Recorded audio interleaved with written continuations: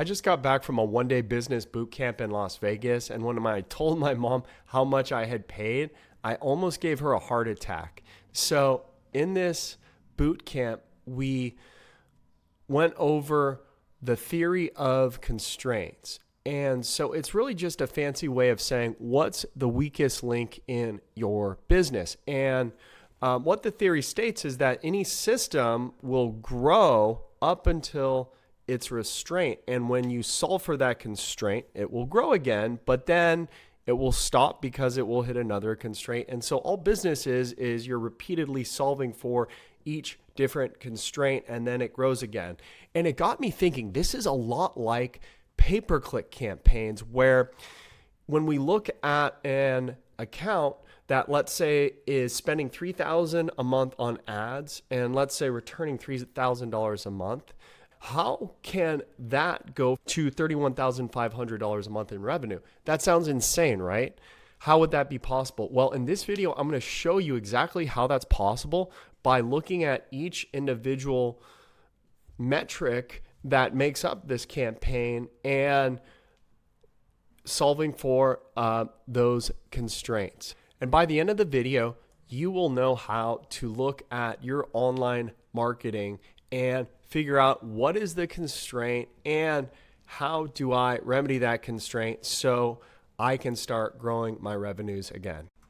So I've had this happen over and over throughout my career, helping the transportation industry with their online marketing campaigns. And so I'm going to start with a specific example. Back in 2017, I cold called to get all of my clients, and it was like banging my head against the wall because, of course, you're not going to trust someone who calls you up out of the blue. I didn't have YouTube, and so it really took me spending my time showing someone how I could help them achieve better results. So I was calling operators in Boston, and I spoke to a gentleman who was currently running ads. And when I got on the phone with this gentleman, he was rather standoffish, and he was, for good reason, questioning everything I was telling him. And so as we got into our conversation, I started asking him things like, well, what do you pay per click? And while this isn't the end all be all, it does help when your cost per click is lower, given all of the other things I'm going to go over are also true. And he told me it was $7. Now, this was back in 2017. And I knew back then we could easily get him to around $2 per click. And so after a few different calls, he finally agreed to give me a shot. And by the way, I was the fifth agency he said he had worked with. And so I jumped on the account immediately. It was only me back then.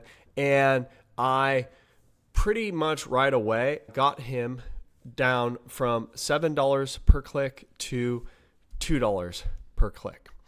So right there, without doing anything else, that 3.5 times the number of jobs he was booking. And so that wasn't all though, because he went from using just websites to landing pages. And so a landing page is just a one-page website that is intended to target a specific type of buyer. So for instance, if you're sending everyone to your homepage, but you do stretch limos and party buses and you do black car, those are different buyer personas, right? Because you've got your corporate client buyer and they've got their list of things they care about. And you have your business to consumer, like someone who's booking a party bus to go to a baseball game.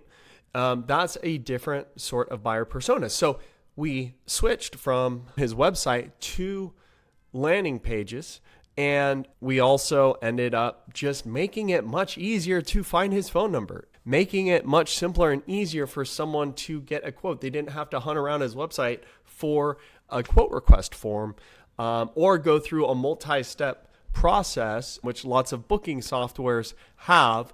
We simplified that. And so if we go from 10% of the people, let's say 10 out of those 100 people call or fill out a form, and we change that to 20 out of 100, which is really what you should be shooting for, is 20 to 25% of the clicks you get are conversions, are leads.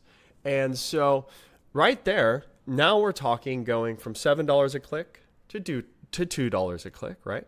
So that 3.5 times the number of bookings.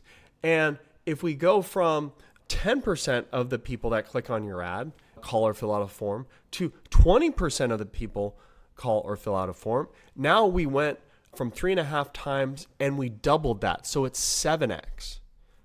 But it doesn't stop there, because there's also the lead to sale conversion rate, right? So let's, again, pretend, nice round number, we have 100 leads we're getting a month.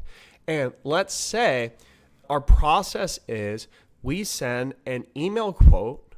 Let's pretend you go from a 30 to 45 minute email follow-up with just sending the quote out to you follow up within 5 minutes with text message, right? You can do email as well, but text message, whether you're business to business or business to consumer, is the way to go. And then also by adding in, if someone doesn't book on the spot right there, which most people won't, you're going to have a follow-up sequence that follows up with them every day, every other day, and with both text messages and emails. And so you go from a slow 30 to 45 minute email to a quick, less than 5 or 10 minute text message with their quote. You could jump from booking 1 out of 10, which by the way would be horrible, to 1.5. So 15 out of 100 you book. And actually, I really think it should be more than that, but that's the example I'm giving, right? We started with making $3,000 on a $3,000 spend. How do we multiply that by 10.5 times? And so we drop the cost per click from $7 to $2. We double the number of people that turn into leads after clicking on your ad. So 100 people click on your ad, and instead of only 10 people becoming leads, now 20 people do, because of the things I mentioned with using landing pages, making it simpler for them to get a quote. And then we furthermore book 50% more of those leads, because we switch from just doing email, slow follow-up, to SMS, quick follow-up, which actually I think it could be even more than a 50% jump, right? Booking 10 out of every 100 to 15 out of every 100, that's a 50% jump. But from the cost per click, dropping that much, 3.5 times the number of bookings, right? Then we double it again by increasing our click to lead conversion rate. And then so that's 7x. And then we increase that 7x by 50% by booking that many more people. Instead of 10 out of every 100, 15 out of every 100. That's 10.5 times the money that you were making, right? So going from $3,000 a month in bookings to $31,500 a month in bookings. Now, most of you out there might not see that dramatic of a change, but it's very easy to get a 2 to 3 to 4x return on what you are getting just by changing some of these different numbers. And so highly recommend you guys try to find the number in your online marketing that is the constraint. Now, I know based on doing this a long time for paid ad campaigns in this industry, for Black Car, you shouldn't be paying really much more than $6 or so a click, except for certain markets during certain times of the year. But generally, it should be between $4 and $6, for instance. So if it's $10 or $12 and you do Black Car, there might be something wrong. If your conversion rate is under 15% for click to lead, there's something going on there most likely, and you need to check out what that is and fix that, because that could be the constraint. If you're only booking 10 or even 15% of the leads you receive, what's going on there? Are you following up quickly? Are you using SMS and email and phone calls if you're doing bigger ticket jobs? These are all the things that, when added together, can take someone from losing money with their online marketing to getting a tremendous return. But you need to first know what these numbers are, and you need to find what is the thing that's going to take the least amount of time to fix that will yield the biggest return, and just keep on running that over and over and over again. And I promise you, online marketing can be very profitable, but you need to know where is your current constraint, and to know that, you really need to be tracking. So I hope this video was valuable for you guys. I will see you on next week's video.